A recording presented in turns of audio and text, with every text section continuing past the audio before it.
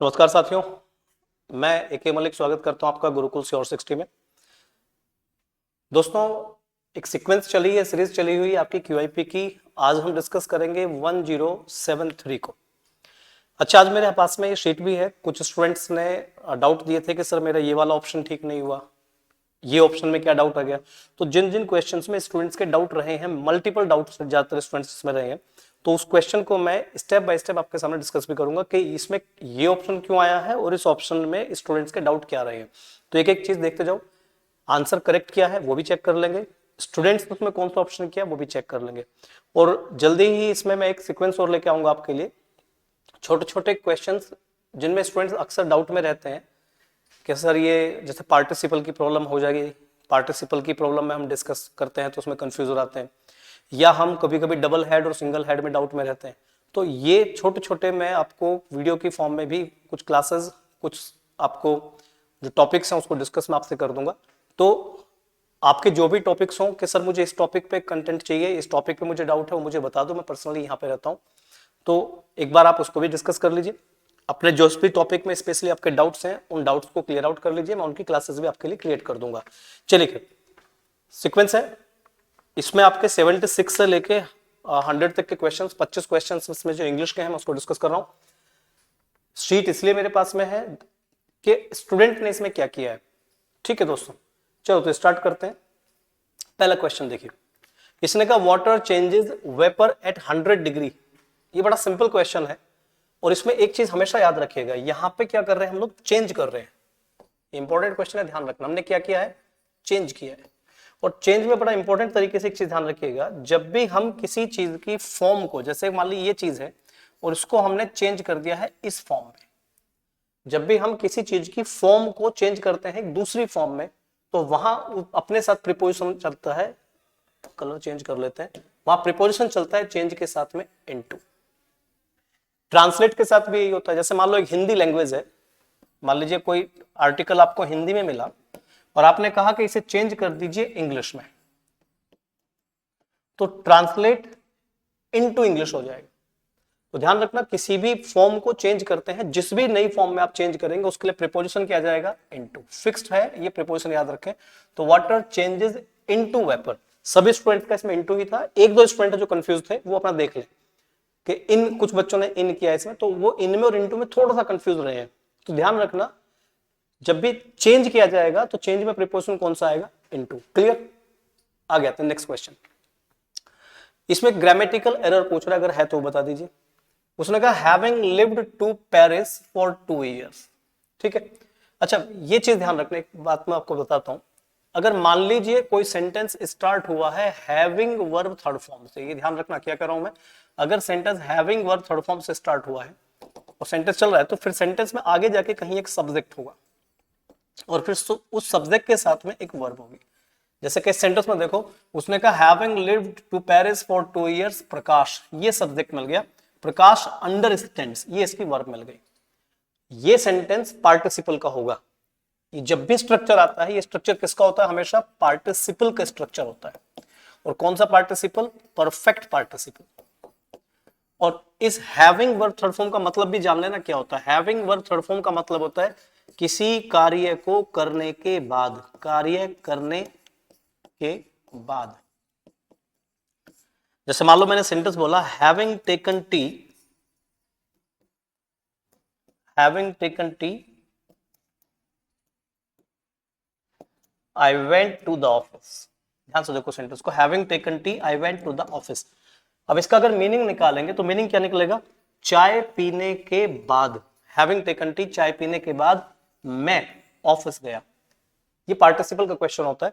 और इसमें ध्यान देने वाली बात यह है कि ये जो सब्जेक्ट है ना बीच में, देखो ध्यान से मैं क्या कह रहा हूं।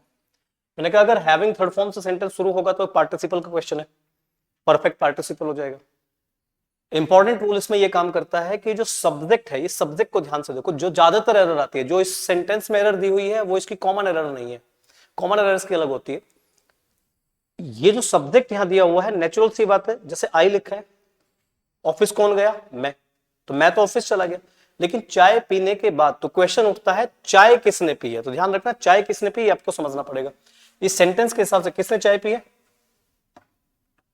मैंने, तो मैंने तो चाय पी है ना, तो सब्जेक्ट ही ऑफिस गया है, सब्जेक्ट ने ही चाय पी है, तो ये सेंटेंस करेक्ट माना जाता है इस सब्जेक्ट के हिसाब से। जैसे यहाँ पे having lived to Paris for 2 years, 2 साल तक पेरिस में रहने के बाद प्रकाश ने समझी फ्रेंच भाषा।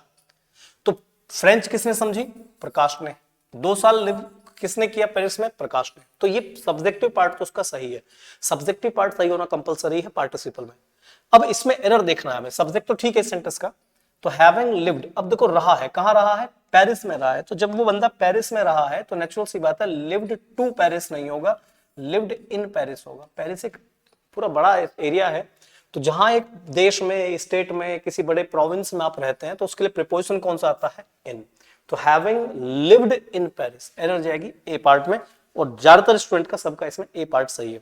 कोई एक आध बच्चा है जो कंफ्यूज हुआ इसमें कि जी रीजनेबली वेल कैसे आ गया, तो रीजनेबली वेल इसलिए आया क्योंकि वेल एक एडवर्ब है और इसके साथ भी एडवर्ब ही आएगा, एडवर्ब एडवर्ब को क्वालिफाई कर देता है, रीजनेबली वेल। ठीक है, नेक्स्ट क्वेश्चन है बिगिनिंग टू जेल, इसमें बहुत स्टूडेंट कंफ्यूज हुए हैं बिगिनिंग टू जेल में।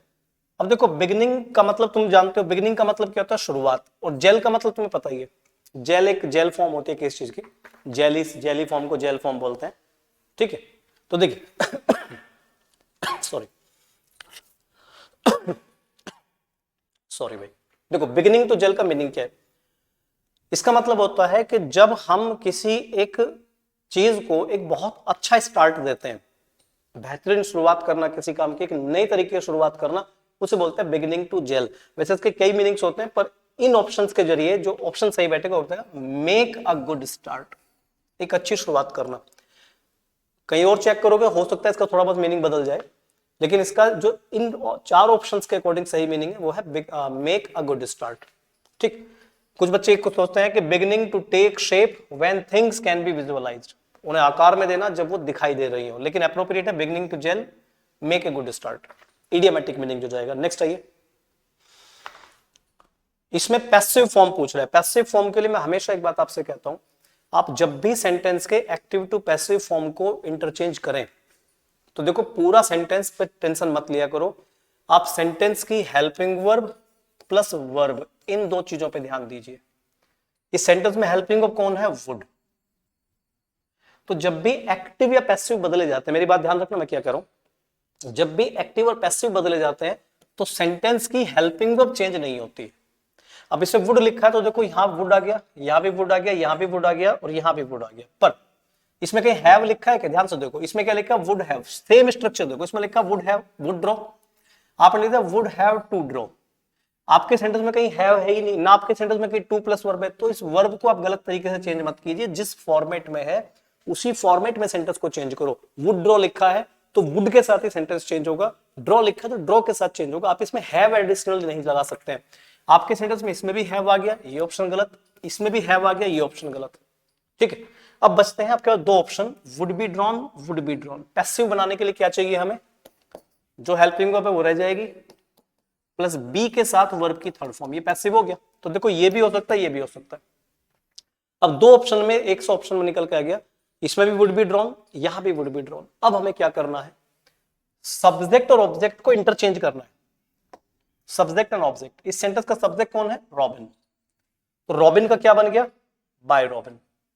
इसमें नहीं है, ध्यान से देखो, इसमें नहीं हो ना। अच्छा, ऑब्जेक्ट कौन है? ए पिक्चर, यहां पे सब्जेक्ट बन गया ए पिक्चर, यहां पे बना इन द कॉम्पिटिशन, तो ये ऑप्शन गलत जाएगा, डी जाएगा, और सभी का इसमें डी था। तो थोड़ा फोकस करो, क्वेश्चन हो जाता है। तो यहां पे कौन सा ऑप्शन रहेगा? डी। नेक्स्ट आइए, शेप अप शिप आउट। क्या कह रहा है? Shape up ship out. इसको समझो, बीच में लिखा और, कि या तो चीजों को शेप दे दीजिए वरना अपने जहाज को बाहर ले जाइए। शेप अप शिप आउट क्या मतलब होता है? आकार दो या चले जाओ। यानी जैसे आप लोग आए हैं पढ़ने के लिए, तो भाई या तो अपने करियर को पढ़ो, मेहनत से करो, करियर को फोकस करो। करियर को फोकस करोगे तो या तो अपने आप को शेप अप करो, टाइम तो बेकार करना नहीं है, तो शेप अप और शिप आउट, तो या तो अच्छा वर्क करो या चले जाओ। इसे बोलते हैं शेप अप और शिप आउट, वर्क बेटर और लीव। ऑप्शन जाएगा सी। इसमें कुछ बच्चे करके आए थे बी रेडी।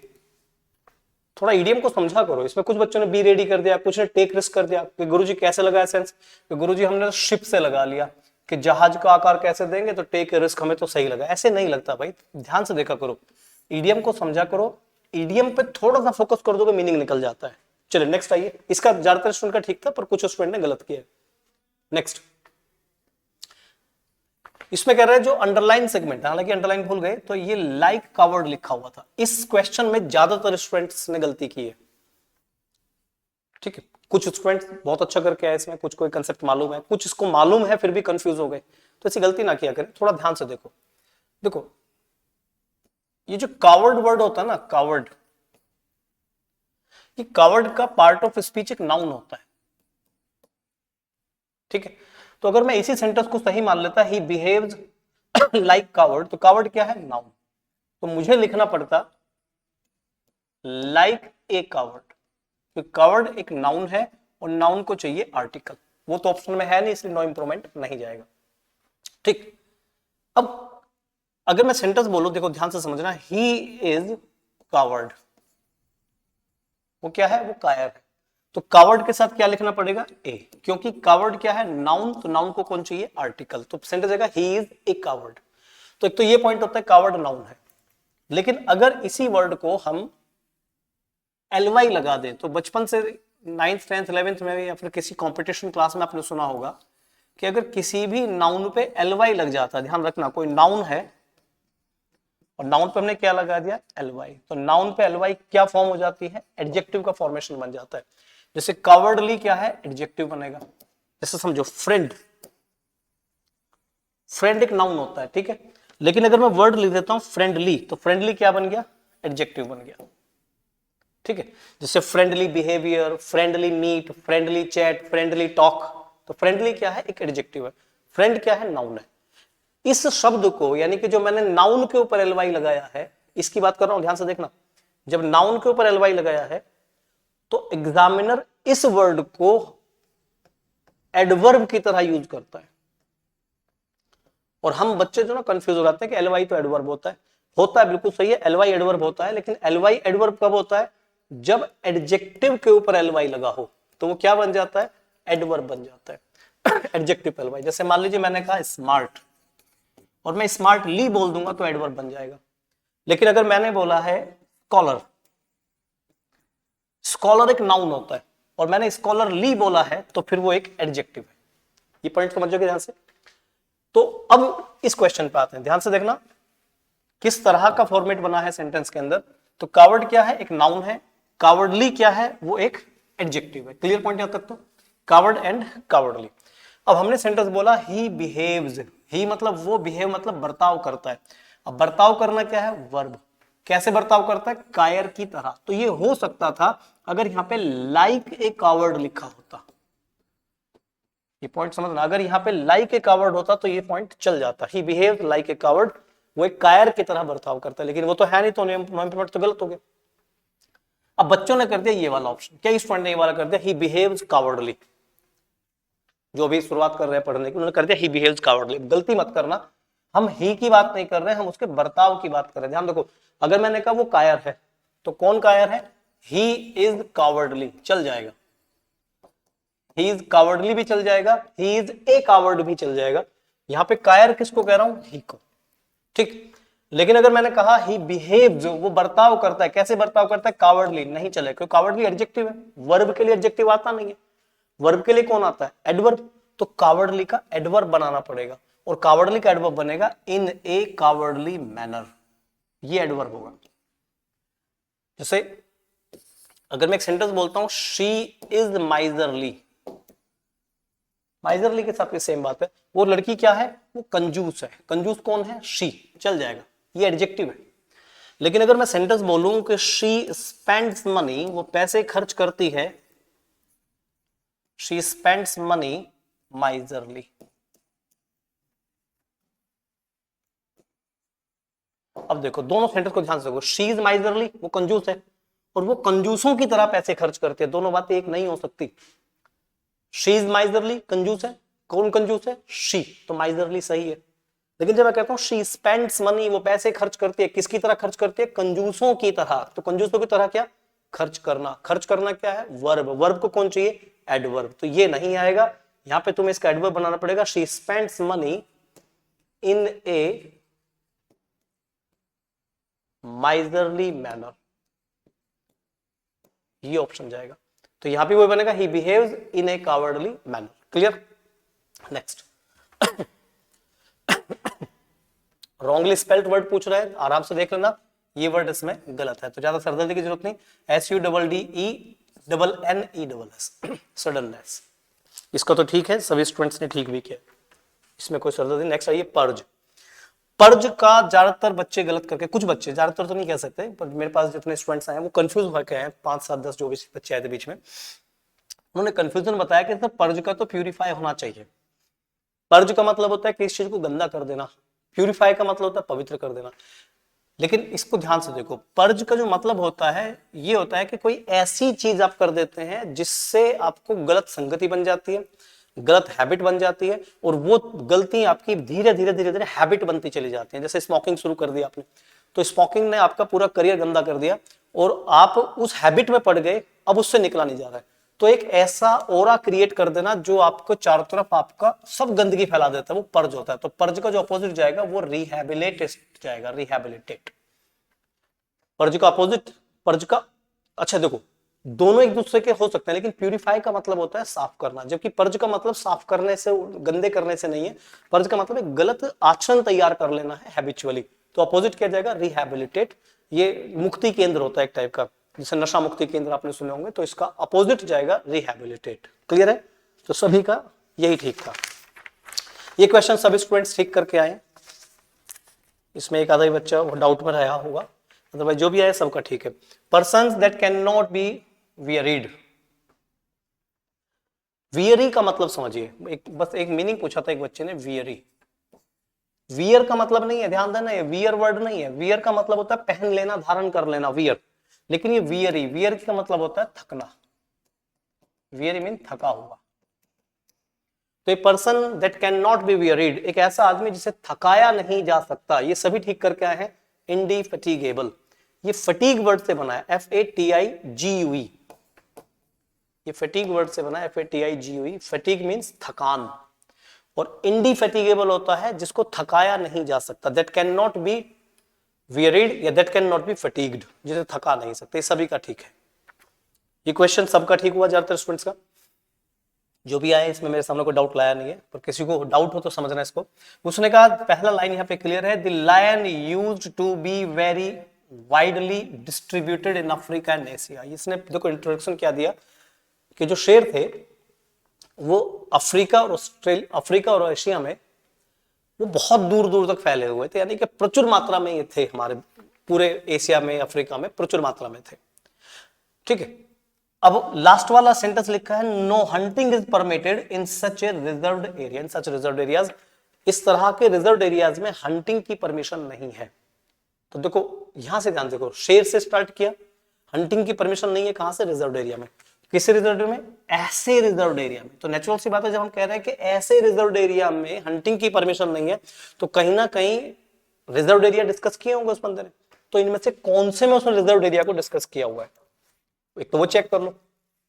देखो एस को देखो, यहां लिखा है, if the species survives at all, अगर वो स्पीसीज सर्वाइव कर भी गए, इट विल बी ओनली, वो कहां पे कर सकते हैं, इन नेशनल पार्क्स। नेशनल पार्क्स यानी कि रिजर्व्ड एरियाज। तो नेशनल पार्क को किससे जोड़ेंगे हम, रिजर्व्ड एरिया से अटैच कर देंगे, यानी कि एस जाएगा सेंटेंस के लास्ट में, और एस लास्ट में नहीं, कहीं ना कहीं और भी हो सकता है ही नहीं। ठीक है, दूसरा चीज देखते हैं, एस तो है ही नहीं भाई, लास्ट में नहीं है, तो फिर ये पॉइंट नहीं जाएगा। देखो अब इसमें बात करें लायंस की, lion used to be very widely distributed in Africa and Asia, वो अफ्रीका और एशिया में चारों तरफ फैले हुए थे। यूज्ड टू मतलब पास्ट की बात कर रहे हैं। कहां से अटैच करोगे, there are special forest zones, इसको अटैच कर लेंगे इसमें, there are special forest zones, ये फॉरेस्ट जोन रिजर्व एरिया से कनेक्ट हो जाएगा। ठीक है, इंडिस्क्रिमिनेट किलिंग बाय हंटर्स और today they are relatively rare species, ये जाएगा भाई आर। उसने कहा कि शेर चारों तरफ फैले हुए थे, लेकिन आजकल वो क्या है, बहुत ही रेयर स्पीसीज है। इंट्रोडक्शन को पूरा करेंगे कि शेर पहले चारों तरफ हर जगह मिलते थे, बहुत वाइडली डिस्ट्रीब्यूटेड थे, लेकिन आजकल ये क्या है, रेयर स्पीसीज है। और एस से जाएगा, आर से स्टार्ट होगा, आर से बी या फिर डी।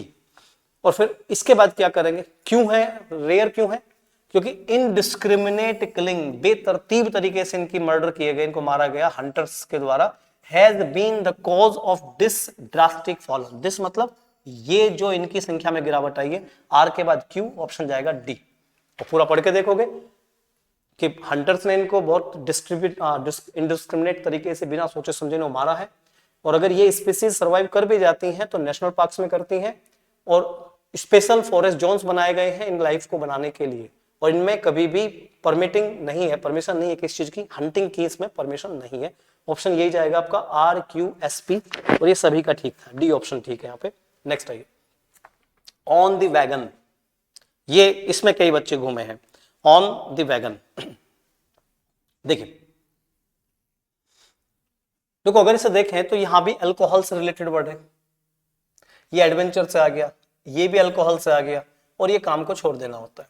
तो ऑन द वैगन का जो सेंस होता है, इडियोमेटिक मीनिंग जो होता है, ये होता है कि जब आप खाना पीना, दारू, मांस मछली सब छोड़ देते हैं।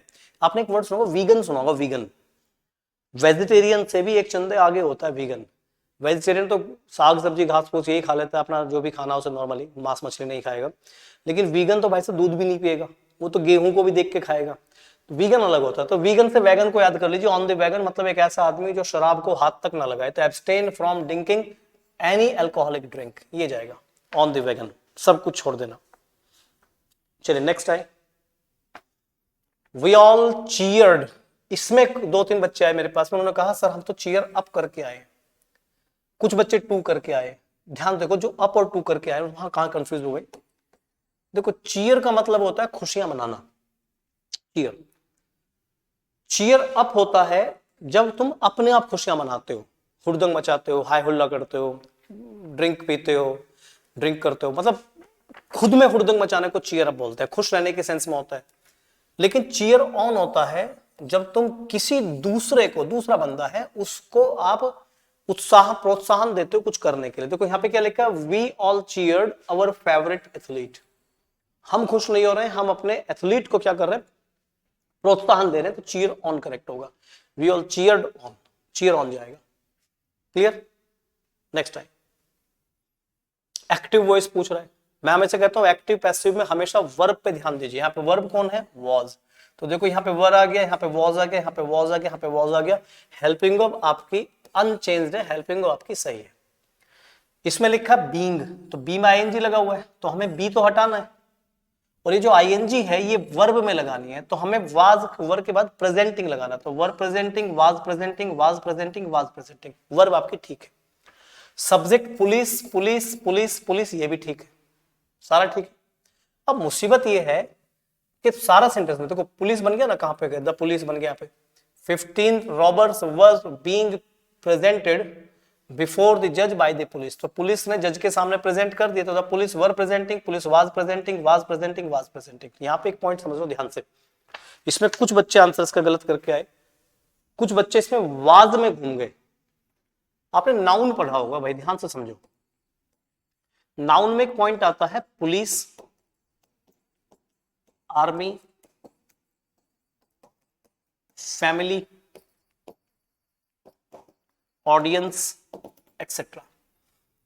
ये ऐसे नाउन्स होते हैं जो अगर पूरी टीम की बात करते हैं, पूरी यूनियन की बात करते हैं, तो ये होते हैं सिंगुलर। लेकिन अगर ये मेंबर्स में डिवाइड हो जाते हैं तो ये होते हैं प्लूरल। ये ध्यान रखना। यहाँ पुलिस जज के सामने आई है एक आदमी को लेकर, रॉबर्स वॉबर्स जो भी उनको लेके आई है, 15 रॉबर्स को लेके पुलिस आई है। तो सारी पुलिस तो नहीं आई होगी बहरहाल, कुछ ही पुलिस वाले आए होंगे, 10, 20, 30 पुलिस वाले आए होंगे। तो जो 10, 20, 30 पुलिस वाले आए हैं उसके लिए वर्ब आएगी वर। यही से अंदाजा लगा लेना, पुलिस वर आगे होता रहेगा जो भी आएगा। यहाँ वॉज आएगा ही नहीं, ऑप्शन जाएगा ए, क्योंकि पुलिस सारी डिपार्टमेंट पुलिस के नहीं आया है, पुलिस के सिर्फ कुछ पुलिस वाले आए हैं, उस कंडीशन में आर आएगा, यानी कि प्लूरल वर्ब बन जाएगी। वर है, पास्ट में वर, प्रेजेंट में आर। नेक्स्ट ग्रूसम, इसको सब ठीक करके आए हैं इस वाले पॉइंट को। ग्रूसम में कोई समस्या नहीं है। ग्रूसम का पूछ रहा है सिनोनियम, तो इसका मतलब होता है स्टेबल, मतलब एक ऐसा आदमी जो सोच समझ के काम करे, स्थिरता के साथ काम करे, वो होता है ग्रूसम। ये सही है आपका। नेक्स्ट आइए, now I must beg leave of you, ये भी नो इंप्रूवमेंट में जाएगा। देखो कुछ वर्ड याद रखना, एक तो होता है पार्डन, लीव, एक्सक्यूज। फिलहाल तुम ये 3 वर्ड याद रख लो, वैसे 6-7 है तो पर 3 याद रखो। पार्डन, लीव, एक्सक्यूज, इसमें भी सबसे इंपॉर्टेंट पार्डन होता है। इनके साथ कभी भी कोई भी पजेसिव केस यूज नहीं होता है। जैसे आपने कहा मे आई बैग योर पार्डन, ये सेंटेंस आ गया, गलत हो गया। मे आई बैग योर पार्डन, ये गलत है। ऐसे एक वर्ड होता है सेपरेशन, सेपरेशन बड़ा इंपॉर्टेंट वर्ड है। इसमें एक सेपरेशन वर्ड आता है, जैसे कि मान लो मैंने सेंटेंस बोला your separation is painful to me,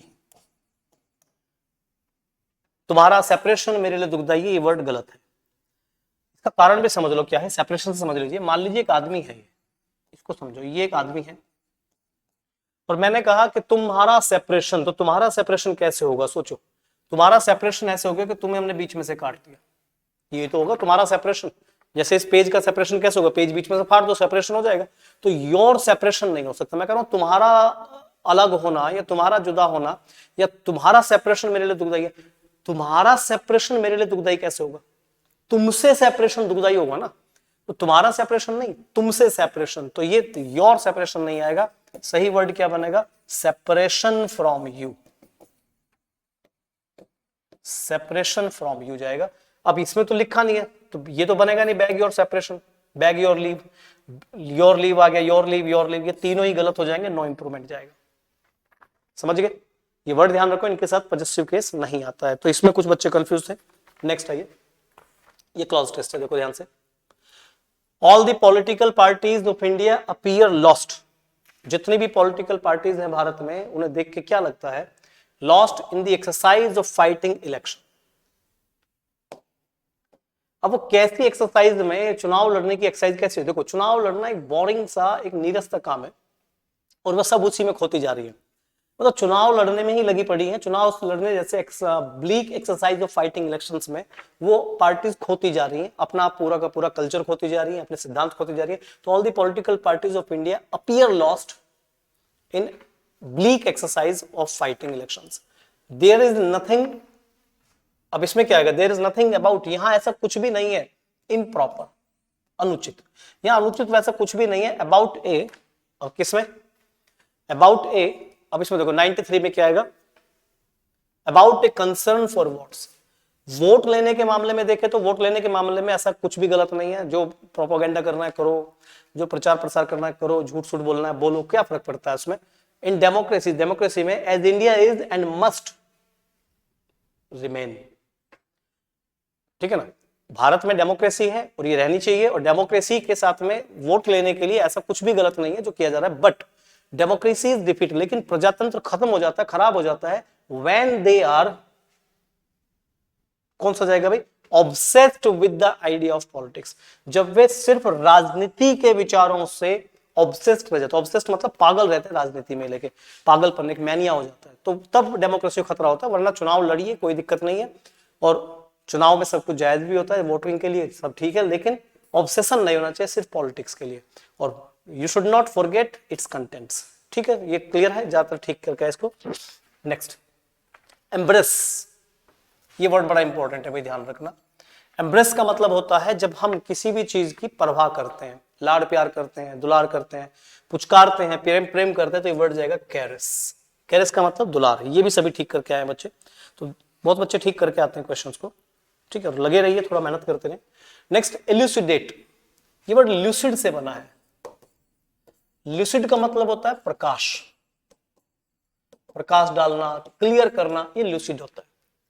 lucid का मतलब किसी चीज को प्रकट कर देना, क्लियर कर देना। तो एल्यूसिडेट वहीं से एक वर्ब बन जाती है, प्रकट करना, क्लियर कर देना। इसका पूछ रहा है वो एंटोनिम, अपोजिट पूछ रहा है, तो अपोजिट क्या होगा इसका? जहां क्लैरिटी नहीं होगी तो क्लैरिफाई तो हो नहीं सकता। इलस्ट्रेट भी प्रकाशित करना होता है, एनलाइटन भी प्रकाशित होता है, वर्ड जाएगा इक्विवोकेट, अस्पष्टता। इसका मतलब होता है अस्पष्टता, अनक्लियर। क्लियर दोस्तों? 98। नेक्स्ट क्वेश्चन आइए। Wrongly spelled word, plebeian, Splendor, नाय, रेनेसा। ये स्पेलिंग ध्यान रखो, RENAI, RENAI रेनेसा। कुछ लोग इसे रेनेसेंस बोल देते हैं, लेकिन ये प्रोनाउंसिएशन लिटरेचर में चलता है रेनेसा। रेनेसा का मतलब होता है पुनर्जागरण। ये इंपॉर्टेंट क्वेश्चन है, देखो ध्यान से। आपने कहा आफ्टर ए केयरफुल्ली, मैंने अभी थोड़ी देर पहले बताया था अगर किसी एडजेक्टिव पर एलवाई लगाओगे तो वो एडवर्ब बन जाएगा, बताया था। केयरफुल एक एडजेक्टिव होता है, ध्यान रखना। केयरफुल क्या है? एक एडजेक्टिव। अगर आपने इस पर एलवाई लगा दिया तो ये एडवर्ब बन गया, और एडवर्ब नाउन के साथ आता नहीं है। ध्यान से देखो, इन्वेस्टिगेशन क्या है? नाउन। नाउन के साथ क्या आना चाहिए? एडजेक्टिव। तो केयरफुल आएगा, ना कि केयरफुल्ली। बस इतना सा वर्ड रहेगा, एरर जाएगी ए पार्ट में। आगे पढ़ने की जरूरत ही नहीं क्वेश्चन को, एरर मिल गई, बात खत्म। इसे देखिए, दैट गिव्स देयर करेक्ट, ये तो मेकिंग आवर सेल्व्स, खुद को बनाना। क्या बनाना? चेक करो। कुछ बच्चे सोच रहे हैं कि जी इज एन इंपॉर्टेंट से हो जाना चाहिए, making ourselves is an important, नहीं होगा। ध्यान से देखो, क्या बनना चाहिए? खुद को क्या बनाना है? मास्टर बनाना है। Making our selves master of किसका? लैंग्वेज का। यानी पहला जाएगा इसमें आर, आर के बाद पी, आर के बाद पी, एक ही ऑप्शन है एसक्यू। तो खुद को मास्टर बनाना है भाषा का, और ये is an important part of growing into full manhood and womanhood. Clear? यही जाएगा सी ऑप्शन, सभी का इसमें सी है। तो कुछ वर्ड्स या कुछ एग्जाम में जो क्वेश्चंस आते हैं, जैसे आप PIQs दे रहे हैं, QIPs दे रहे हैं, इन QIPs में अगर कहीं भी आपको डाउट रहता है किसी क्वेश्चन को लेके, तो बेझिझक होकर पूछिए कि सर इसमें डाउट है, मैं उसको डिस्कस करूंगा कि आपके डाउट्स थोड़े से क्लियर होने चाहिए। कि छोटी छोटी बातों पर ध्यान रखो, एग्जाम बीट होते हैं, अच्छे मार्क्स भी आते हैं, बस एग्जाम को थोड़ा फोकस होकर किया जाए, ठीक है? तो फोकस्ड माइंड से काम कीजिए, सब बढ़िया हो जाएगा। ठीक दोस्तों, नेक्स्ट QIP के साथ मिलेंगे 1074 में। थैंक यू, नमस्कार।